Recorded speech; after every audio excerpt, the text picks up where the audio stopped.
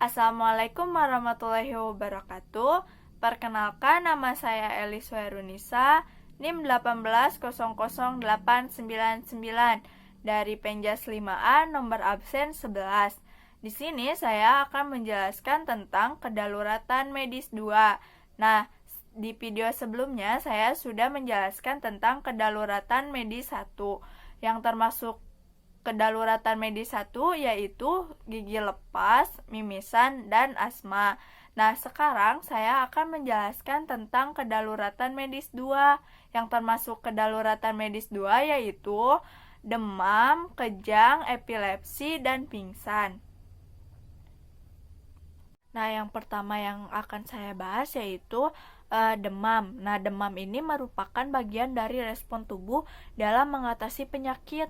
Nah, adapun cara kita untuk mengatasi demam yaitu berikan kompres air hangat. Nah, kompresnya itu tidak hanya di dahi saja, tetapi di seluruh tubuh. Nah, berikan banyak air putih agar meredam kemungkinan demam tinggi. Nah, pada saat demam itu kebutuhan air putih meningkat 150% dari kebutuhan biasa. Nah, lalu kita harus menghindari pakaian yang berlapis-lapis atau selimut tebal karena akan menghambat pada pertukaran suhu dengan udara. Nah, jika anak terlihat lemas atau dehidrasi, segera bawa ke rumah sakit. Nah, di sini ada suhu normal pada manusia. Nah, pada usia 3 bulan, kita memiliki suhu tubuh 37,5. Lalu, pada usia 1 tahun, suhu tubuh kita adalah 37,7. Nah, pada usia 11 tahun, suhu tubuh kita yaitu 36,7. Untuk dewasa, suhu tubuhnya 36,4. Dan untuk usia 70 tahun ke atas, suhu tubuhnya adalah 36. Lalu di sini saya akan membahas tentang pembahasan yang kedua yaitu kejang.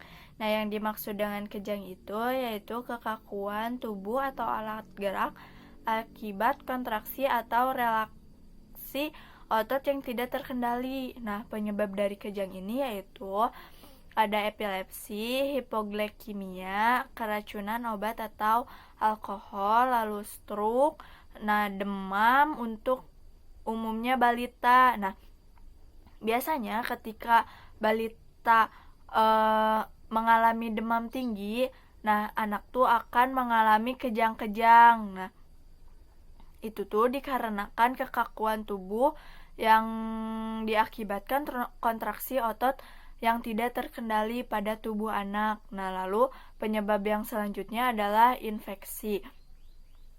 Adapun pertolongan pertama pada kejang, nah secara umum kejang ini tidak akan berhenti dengan sendirinya. Nah, kita sebagai penolong tidak banyak yang bisa kita lakukan. Nah, yang terpenting itu untuk kita penolong yaitu jangan melawan kejang. Nah, jangan berusaha menyumpal mulut. Nah, hal ini kenapa tidak diperbolehkan? Karena akan menghambat pernapasan korban. Nah, jaga pernapasan korban lalu hindari dari bahaya sekitar. Nah, di sini ada cara ketika anak mengalami epilepsi. Nah, yang pertama, kita tidak panik. Lalu, pastikan dia dalam keadaan aman. Nah, jauhkan dari benda yang tajam, benda keras, dan perabotan rumah. Nah, setelah itu, baringkan tubuhnya ke kanan atau ke kiri agar cairan dalam tubuhnya bisa keluar dan tidak masuk ke dalam jalur pernapasan. Nah, jangan memasukkan benda apapun ke dalam mulut anak selama kejang berlangsung. Nah, hal ini akan berakibat menghambatnya pernapasan anak gitu. Nah, saat atau setelah kejang, pantau kondisi anak, apakah dia bernapas atau tidak. Nah, jika setelah kejang dia tidak bernapas, maka segeralah bawa anak ke IGD rumah sakit terdekat.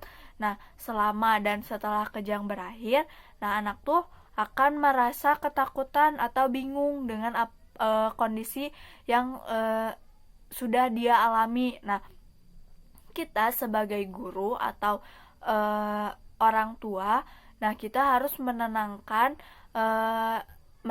dia gitu dengan berkata bahwa semuanya akan baik-baik saja dan kita akan berada terus di sampingnya.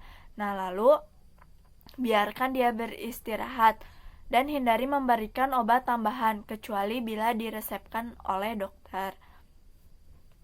Nah, di sini ada cara ketika anak mengalami epilepsi. Nah, yang pertama, kita tidak panik. Lalu pastikan dia dalam keadaan aman. Nah, jauhkan dari benda yang tajam, benda keras, dan perabotan rumah. Nah, setelah itu, baringkan tubuhnya ke kanan atau ke kiri agar cairan dalam tubuhnya bisa keluar dan tidak masuk ke dalam jalur pernapasan. Nah, jangan memasukkan benda apapun ke dalam mulut anak selama kejang berlangsung. Nah, hal ini akan berakibat menghambatnya pernapasan anak gitu.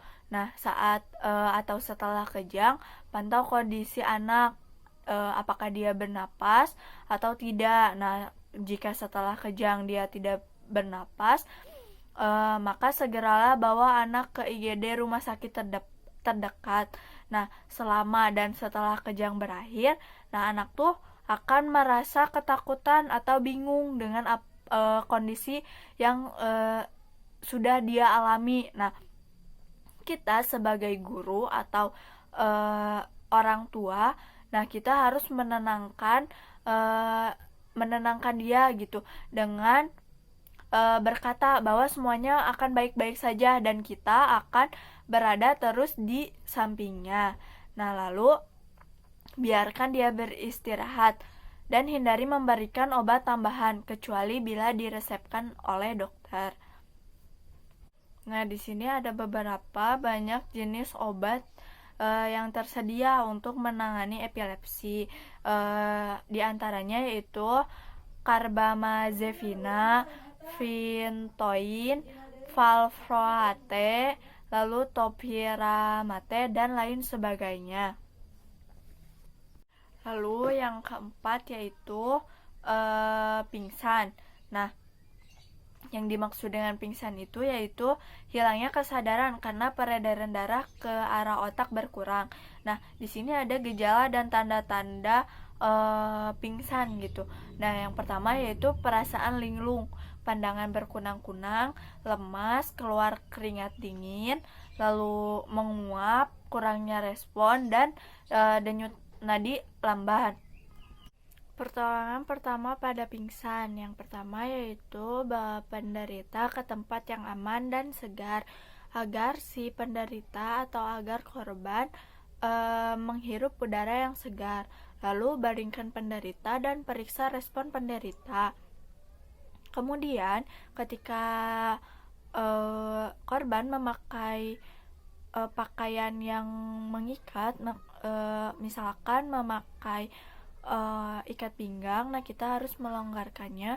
Nah, hal ini dikarenakan dimaksudkan agar peredaran darah korban kembali lancar. Lalu bila perlu beri rangsangan wangi-wangian, misalkan mendekatkan minyak kayu putih atau balsam ke hidungnya. Lalu bila korban sudah merasa pulih, sarankan posisi recovery, lalu beri ia minum, dan bila penderita sudah bisa duduk dengan nyaman. Sekian materi yang bisa saya sampaikan. Mohon maaf apabila banyak sekali kesalahan. Wassalamualaikum warahmatullahi wabarakatuh. Terima kasih.